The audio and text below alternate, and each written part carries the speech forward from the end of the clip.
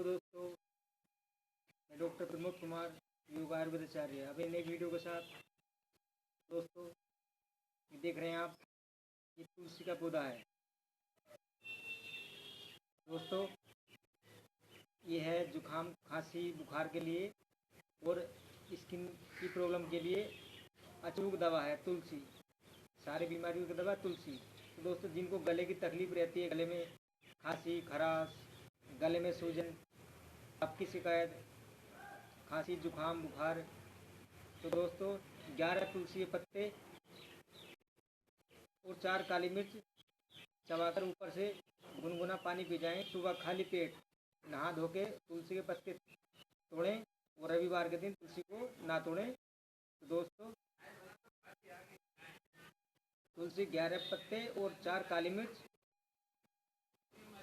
और ऊपर से चबाकर गुनगुना पानी पी लें, आधा 1 गिलास पानी। इससे दोस्तों आपकी और 1 घंटे तक कुछ ना खाएं।